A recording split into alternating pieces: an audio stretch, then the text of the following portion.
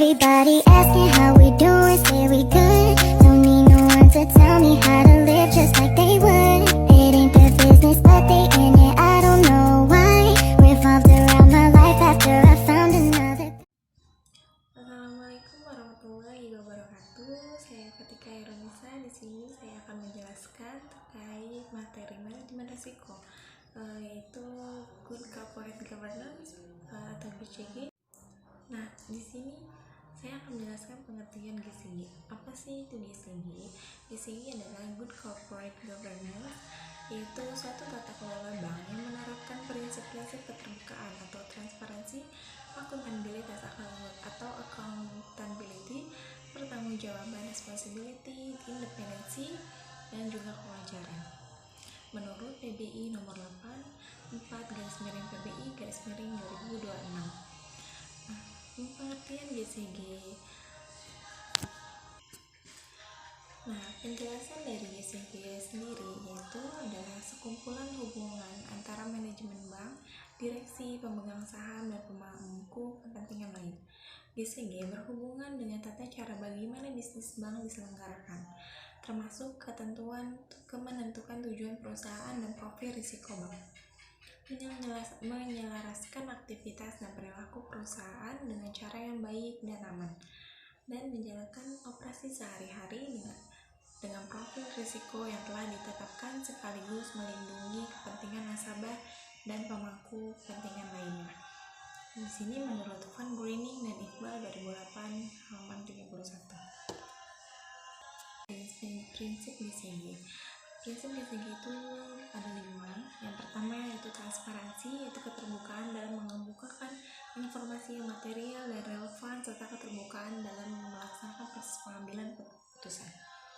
Yang kedua, ada accountability atau akuntabilitas, yaitu kejelasan fungsi dan pelaksanaan pertanggungjawaban organ bank sehingga pengelolaannya berjalan secara efektif.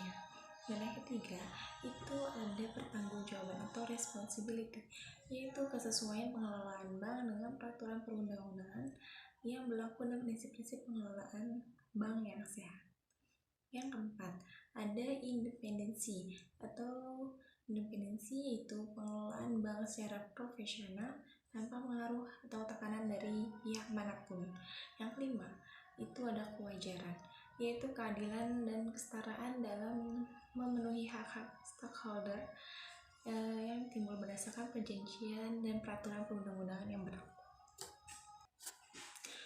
Nah, untuk pelaksanaan GCG bagi Bank Umum Syariah atau BUS, itu yang pertama ada pelaksanaan tugas dan tanggung jawab Dewan Komisaris dan Direksi, kemudian ada kelengkapan dan pelaksanaan tugas komite-komite dan satuan kerja yang menjalankan fungsi pengendalian intern BUS, kemudian ada pelaksanaan tugas dan tanggung jawab Dewan Pengawas Syariah, kemudian penerapan fungsi kepatuhan, audit intern dan audit ekstern, lalu batas maksimum penyaluran dana, dan terakhir transparansi kondisi keuangan dan non-keuangan BUS.